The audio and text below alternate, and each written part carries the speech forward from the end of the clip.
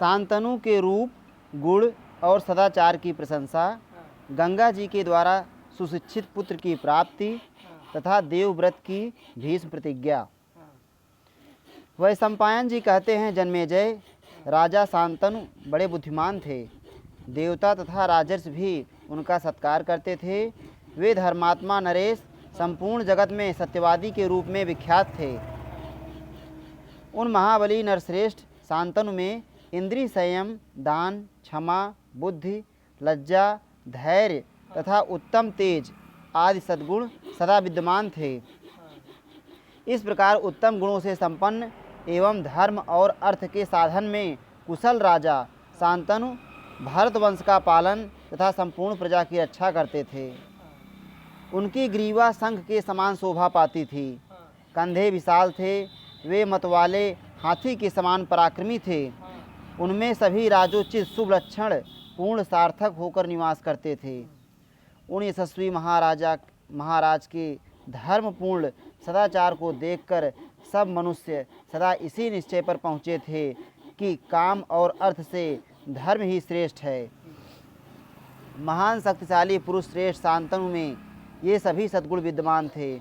उनके समान धर्म पूर्वक शासन करने वाला दूसरा कोई राजा नहीं था। वे धर्म में सदा स्थिर रहने वाले और संपूर्ण धर्मात्माओं में श्रेष्ठ थे। अतः समस्त राजाओं ने मिलकर राजा शांतनु को राजराजेश्वर सम्राट के पद पर अभिषिक्त कर दिया। जन्मेजय, जब सब राजाओं ने शांतनु को अपना स्वामी तथा रक्षक बना लिया, तब किसी को शोक, भय और मानसिक संताप नहीं रहा। सब लोग सुख से सोने और जागने लगे।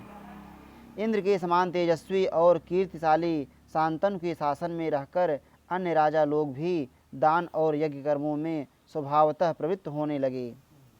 उस समय शांतनु प्रधान राजाओं द्वारा सुरक्षित जगत में सभी वर्णों के लोग नियम पूर्वक प्रत्येक बर्ताव में धर्म को ही प्रधानता देने लगे।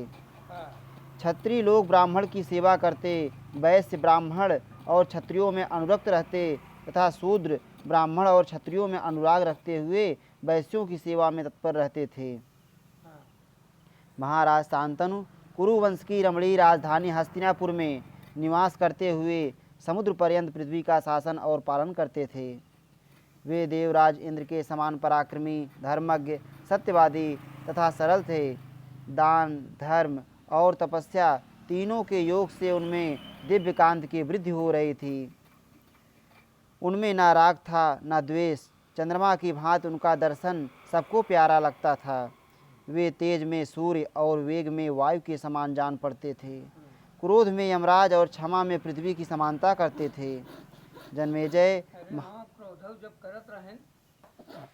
जन्मेजय, महाराज शांतनु के इस पृथ्वी का पालन करते समय पशुओं, वराहों, मृगों तथा पक्षियों का वध नहीं होता था।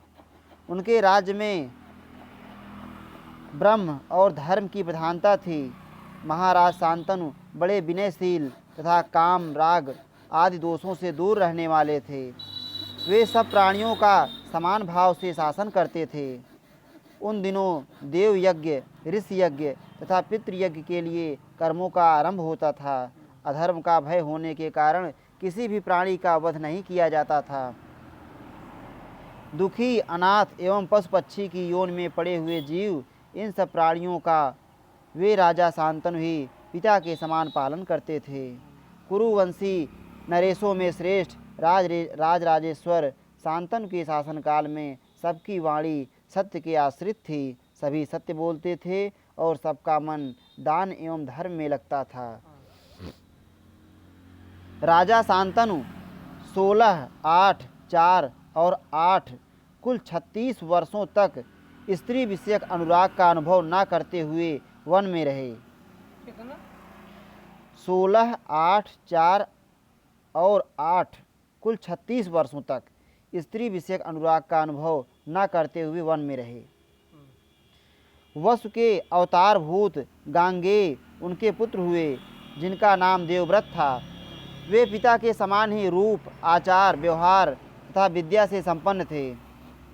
लौकिक और अलौकिक सब प्रकार के अस्त्र शस्त्रों की कला में वे पारंगत थे। उनके बल, सत्व तथा वीर्य महान थे। वे महारथी वीर थे। एक समय किसी हिंसक पशु को बाणों से बीधकर राजा शांतनु उसका पीछा करते हुए भागीरथी गंगा के तट पर आए। उन्होंने देखा कि गंगा जी में बहुत थोड़ा जल रह गया है। उसे देखकर पुरुषों में श्रेष्ठ महाराज शांतनु इस चिंता में पड़ गए कि यह सरिताओं में श्रेष्ठ देव नदी आज पहले की तरह क्यों नहीं बह रही हैं। तदनंतर उन महामना नरेश ने इसके कारण का पता लगाते हुए जब आगे बढ़कर देखा तब मालूम हुआ कि एक परम सुंदर मनोहर रूप से संपन्न विशाल काय कुमार देवराज इंद्र के समान दिव्यास्त्र का अभ्यास कर रहा है और अपने तीखे बाणों से समूची गंगा की धारा को रोककर खड़ा है। राजा ने उसके निकट की गंगा नदी को उसके बाणों से व्याप्त देखा। उस बालक का यह अलौकिक कर्म देखकर उन्हें बड़ा आश्चर्य हुआ। देवव्रत शांतनु ने अपने पुत्र को पहले पैदा होने के समय ही देखा था, अतः उन बुद्धिमान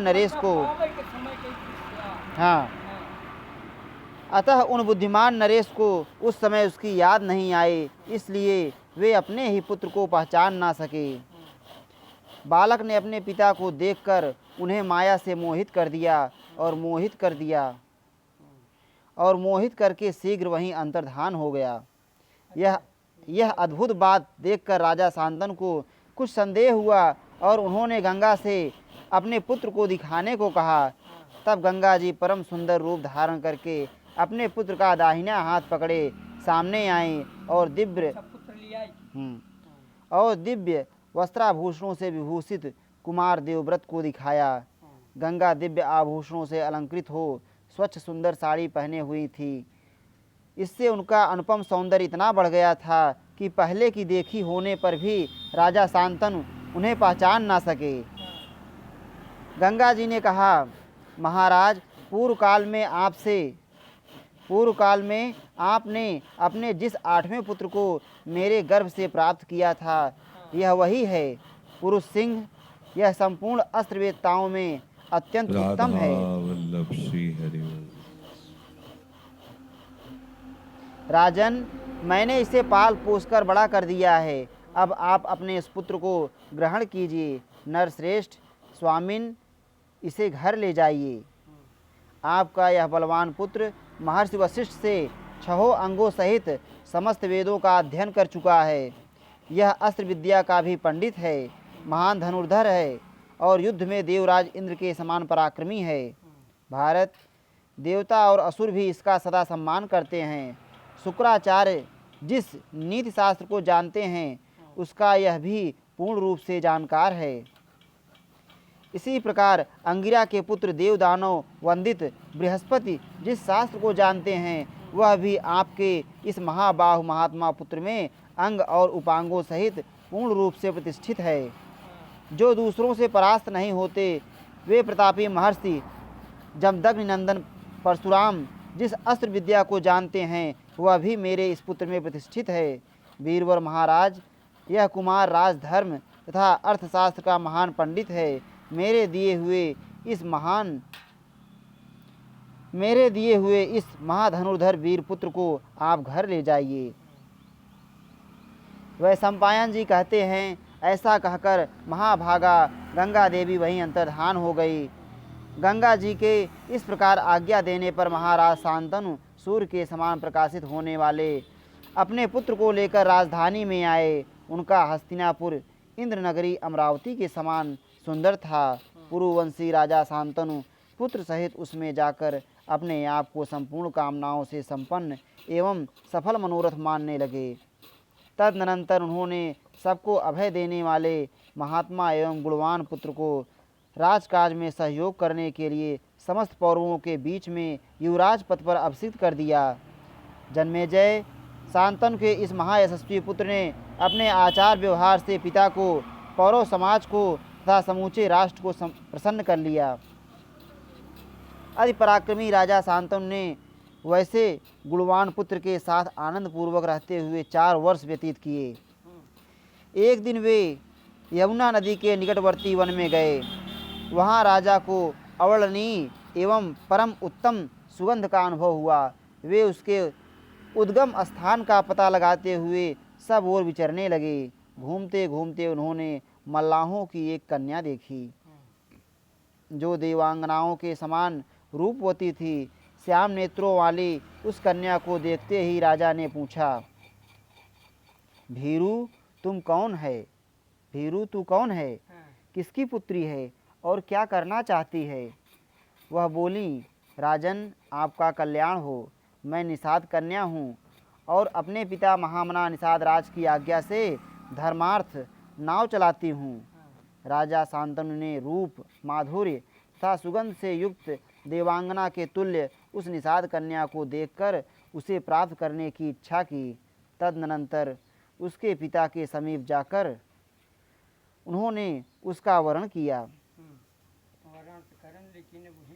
उन्होंने उसके पिता से पूछा, मैं अपने लिए तुम्हारी कन्या चाहता हूँ। यह सुनकर निषाद राज ने राजा शांतनु को यह उत्तर दिया, जनेश्वर, जब से इस सुंदरी कन्या का जन्म हुआ है तभी से मेरे मन में यह चिंता है कि इसका किसी श्रेष्ठ वर के साथ विवाह करना चाहिए, किंतु मेरे हृदय में एक अभिलाषा है, उसे सुन लीजिए।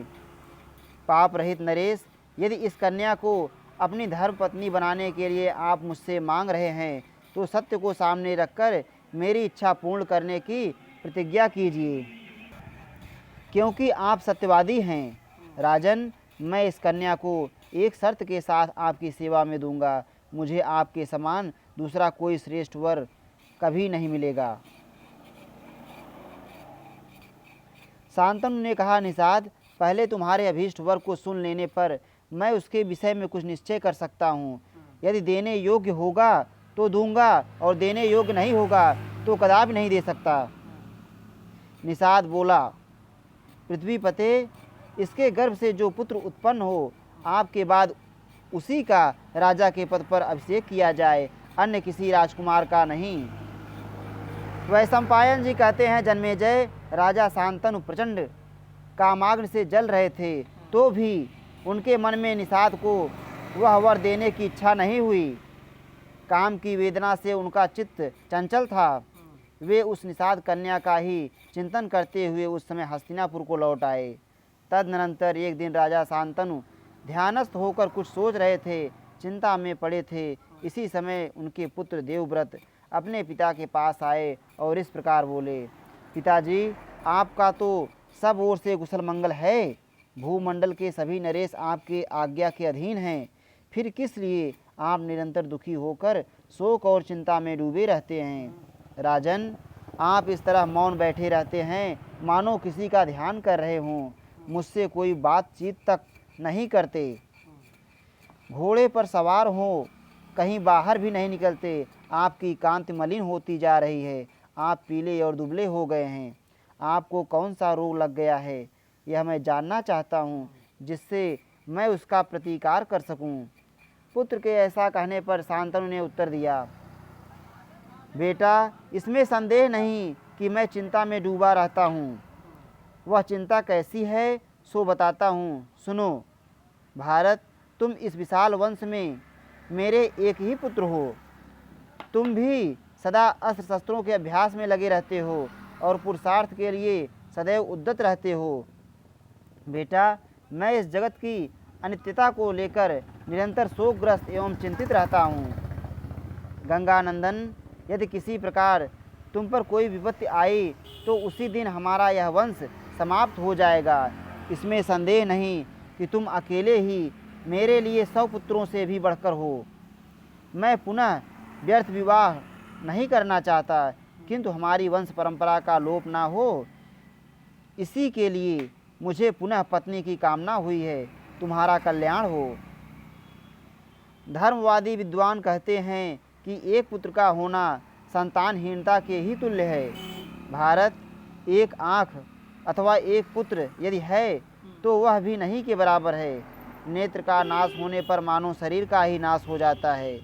इसी प्रकार पुत्र के नष्ट होने पर कुल परंपरा ही नष्ट हो जाती है। अग्निहोत्र, तीनों वेद तथा शिष्य प्रशिष्य के क्रम से चलने वाले विद्याजनित वंश की अक्षय परंपरा, ये सब मिलकर भी जन्म से होने वाली संतान की 16वीं कला के भी बराबर नहीं हैं।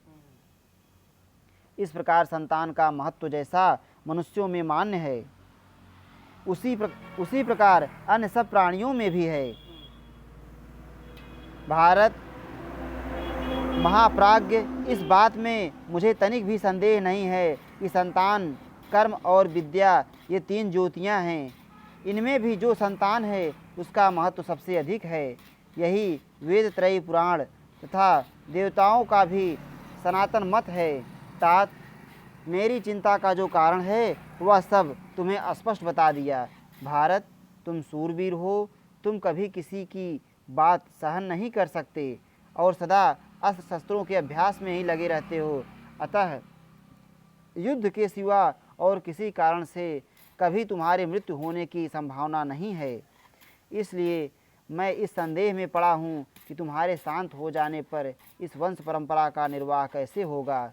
तात, यही मेरे दुख का कारण है, वह सब का सब तुम्हें बता दिया। वैशंपायन जी कहते हैं, जन्मेजय, राजा के दुख का वह सारा कारण जानकर परम बुद्धिमान देवव्रत ने अपनी बुद्धि से भी उस पर विचार किया। तदनंतर वे उसी समय तुरंत अपने पिता के हितैषी बूढ़े मंत्री के पास गए और पिता के शोक का वास्तविक कारण क्या है इसके विषय में उनसे पूछताछ की। भरत श्रेष्ठ, कुरुवंश के श्रेष्ठ पुरुष देवव्रत के भली भांति पूछने पर वृद्ध मंत्री ने बताया कि महाराज एक कन्या से विवाह करना चाहते हैं। उसके बाद भी दुख से दुखी देवव्रत ने पिता के सारथ को बुलाया। राजकुमार की आज्ञा पाकर कुरुराज शांतनु का सारथ उनके पास आया। तब महाप्राज्ञ भीष्म ने पिता के सारथ से पूछा। भीष्म बोले, सारथे, तुम मेरे पिता के सखा हो क्योंकि उनका रथ जोतने वाले हो।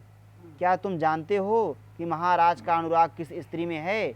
मेरे पूछने पर तुम जैसा कहोगे वैसा ही करूँगा, उसके विपरीत नहीं करूँगा। सूत बोला, नरश्रेष्ठ, एक धीवर की कन्या है, उसी के प्रति आपके पिता का अनुराग हो गया है। महाराज ने धीवर से उस कन्या को मांगा भी था, परंतु उस समय उसने यह शर्त रखी कि इसके गर्भ से जो पुत्र हो वही आपके बाद राजा होना चाहिए। आपके पिताजी के मन में धीवर को ऐसा वर देने की इच्छा नहीं हुई। इधर उसका भी पक्का निश्चय है कि यह शर्त स्वीकार किए बिना मैं अपनी कन्या नहीं दूंगा। वीर, यही वृत्तांत है जो मैंने आपसे निवेदन कर दिया। इसके बाद आप जैसा उचित समझें वैसा करें। यह सुनकर कुमार देवव्रत ने उस समय बूढ़े क्षत्रियों के साथ निषाद राज के पास जाकर स्वयं अपने पिता के लिए उसकी कन्या मांगी। भारत, उस समय निषाद ने उनका बड़ा सत्कार किया और विधिपूर्वक पूजा करके आसन पर बैठने के पश्चात साथ आए हुए क्षत्रियों की मंडली में दासराज ने उनसे कहा। दासराज बोला, याचकों में श्रेष्ठ राजकुमार, इस कन्या को देने में मैंने राज्य को ही शुल्क रखा है। इसके गर्भ से जो पुत्र उत्पन्न हो वही पिता के बाद राजा हो।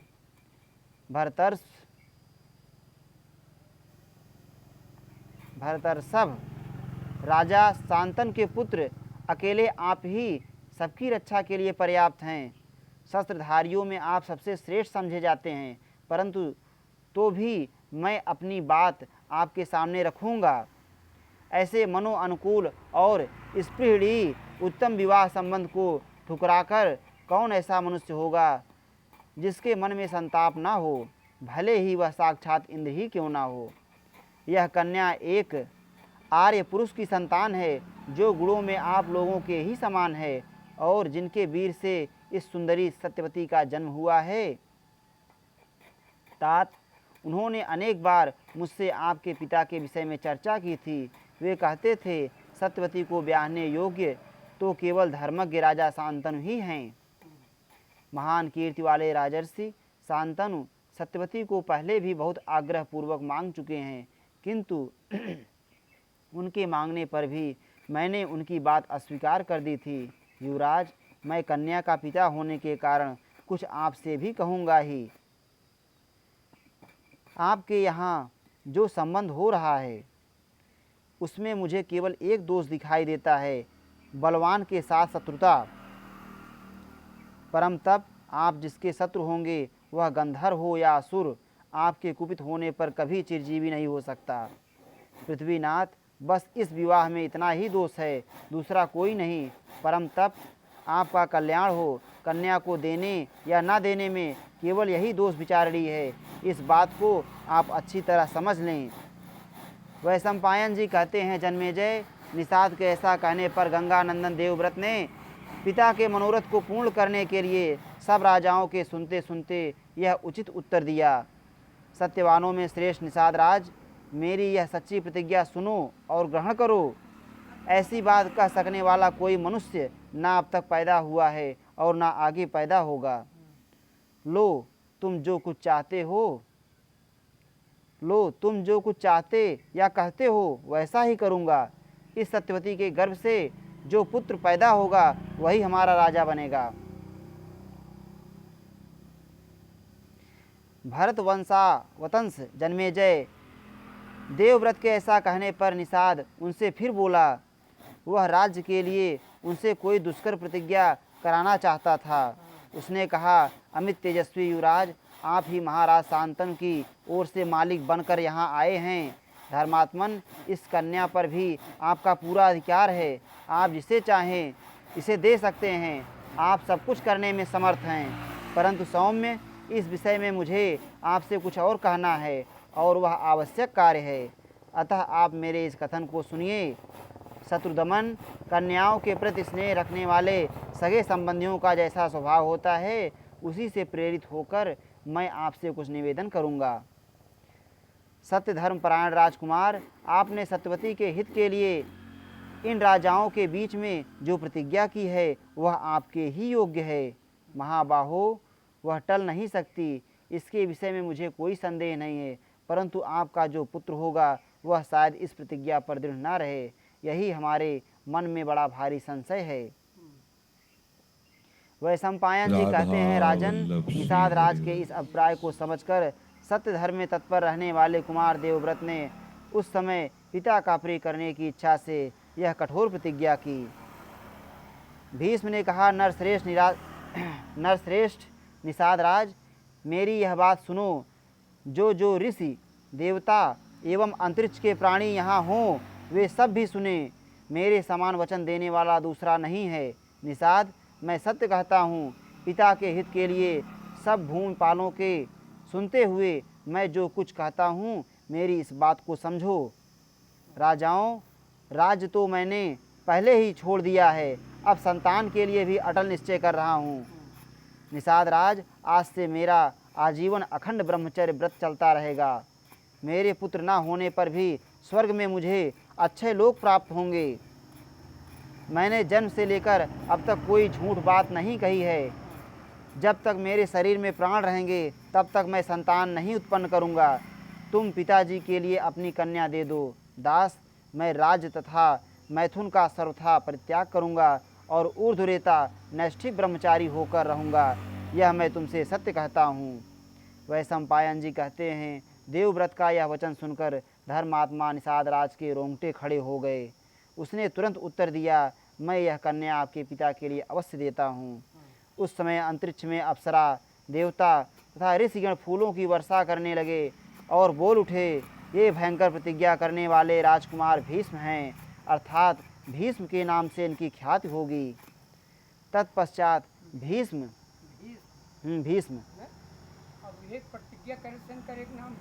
हाँ, तत्पश्चात भीष्म पिता के मनोरथ की सिद्धि के लिए उस यशस्विनी निषाद कन्या से बोले, माता जी, इस रथ पर बैठिए, अब हम लोग अपने घर चलें। वैशंपायन जी कहते हैं, जन्मेजय, ऐसा कहकर भीष्म ने उस भामिनी को रथ पर बैठा लिया और हस्तिनापुर आकर उसे महाराज शांतनु को सौंप दिया। उनके इस दुष्कर कर्म की सब राजा लोग एकत्र होकर और अलग अलग भी प्रशंसा करने लगे। सब ने एक स्वर से कहा, यह राजकुमार वास्तव में भीष्म है। भीष्म द्वारा किए हुए उस दुष्कर कर्म की बात सुनकर राजा शांतनु बहुत संतुष्ट हुए और भीष्म के द्वारा किए हुए उस दुष्कर कर्म की बात सुनकर राजा शांतनु बहुत संतुष्ट हुए और उन्होंने उन महात्मा भीष्म को स्वच्छंद मृत्यु का वरदान दिया। स्वच्छंद मृत्यु को वरदान तो गंगा जी दे रहे हैं। नहीं नहीं, भीष्म दे रहे हैं, वो शांतनु दे रहे हैं। काहे नहीं दिए? मतलब मांगे रहे ना। वे बोले, मेरे निष्पाप पुत्र, तुम जब तक यहाँ जीवित रहना चाहोगे, जब तक मृत्यु तुम्हारे ऊपर अपना प्रभाव नहीं डाल सकती, जब तक मृत्यु तुम्हारे ऊपर अपना प्रभाव नहीं डाल सकती, हाँ। तुमसे आज्ञा लेकर ही मृत्यु तुम पर अपना प्रभाव प्रकट कर सकती है। इत श्री महाभारते आदि पर्वणि संभव पर्वणि सत्यवती लाभोपाख्याने शततमो अध्याय। इस प्रकार श्री महाभारत आदि पर्व के अंतर्गत संभव पर्व में सतवती लीला उपाख्यान विषयक 100वां अध्याय पूरा हुआ। श्री राधा वल्लभ लाल की जय।